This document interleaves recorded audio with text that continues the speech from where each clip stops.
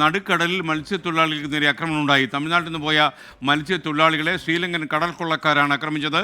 മത്സ്യത്തൊഴിലാളികളുടെ വലയും GPS ഉപകരണങ്ങളും ഒക്കെ ഇവർ മോഷ്ടിച്ചെടുത്തു. മുഹമ്മദ് റഹീസ് ചെന്നൈയിൽ നിന്ന് വിവരങ്ങളുമായി ചേരും. റഹീസ്, വിശദാംശങ്ങൾ. ഇവർക്ക് വല്ലാതെ പരിക്കേറ്റു എന്ന് മനസ്സിലാകുന്നു. കൂടുതൽ വിശദാംശങ്ങൾ. SKN ഒരു ഇടവേളയ്ക്ക് ശേഷം വീണ്ടും നടുക്കടലിൽ മത്സ്യത്തൊഴിലാളികൾക്ക് നേരെ ആക്രമണം ഉണ്ടായിരിക്കുകയാണ്. തമിഴ്നാട്ടിൽ നിന്ന് പോയ മത്സ്യത്തൊഴിലാളികളെയാണ് ശ്രീലങ്കൻ കടൽ കൊള്ളക്കാർ ആക്രമിച്ചിരിക്കുന്നത്. നാഗപട്ടണത്ത് നിന്ന് പോയ മത്സ്യത്തൊഴിലാളികളാണിവർ. ഒരു ബോട്ടിലുണ്ടായിരുന്ന 3 പേർക്കാണ് ഇപ്പോൾ പരിക്കേറ്റിരിക്കുന്നത്. അതായത് നാഗപട്ടണം സ്വദേശികളായ രാജേന്ദ്രൻ, രാജ്കുമാർ, ഒപ്പം തന്നെ നാഗലിംഗം എന്നിവർക്കാണ് പരിക്കേറ്റത്. മാത്രമല്ല, ഇവരെ പരിക്കേൽപ്പിച്ച ശേഷം ഇവരുടെ വലയും GPS ഉപകരണങ്ങളും ഒപ്പം മൊബൈൽ ഫോണുകളും അടക്കം ഇവർ മോഷ്ടിച്ചു കൊണ്ടുപോയി എന്നാണ് പറയുന്നത്. ആകെ 3 ലക്ഷം രൂപയുടെ നഷ്ടമാണ് മത്സ്യത്തൊഴിലാളികൾക്ക് ഉണ്ടായിരിക്കുന്നത്.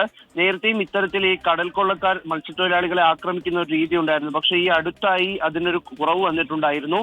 പ്രത്യേകിച്ച് മത്സ്യത്തൊഴിലാളികൾ കാട്ടിയിരുന്ന ജാഗ്രത, ഒപ്പം തന്നെ ഈ ശ്രീലങ്കൻ നാവികസേനയുടെ തന്നെ ഒരു റോന്ത് ചുറ്റലൊക്കെ അവിടെ ഉണ്ടായിരുന്നു. അതുകൊണ്ട് തന്നെ കടൽ കൊള്ളക്കാർ കുറവായിരുന്നു. പക്ഷെ ഇത് ഏത് ഘട്ടത്തിലാണ്, ഏത് തരത്തിലുള്ള കടൽ കൊള്ളക്കാരാണ് ഇത്തരത്തിൽ ആക്രമണം നടത്തിയത് എന്നുള്ളത് വ്യക്തമല്ല. എന്തായാലും ഈ മത്സ്യത്തൊഴിലാളികളുടെ വിഷയവുമായി ബന്ധപ്പെട്ട് സംസ്ഥാന സർക്കാർ കൃത്യമായി ഇടപെടണം എന്നുള്ള ഒരു ആവശ്യം ഇവർ ഉയർത്തുന്നുണ്ട്.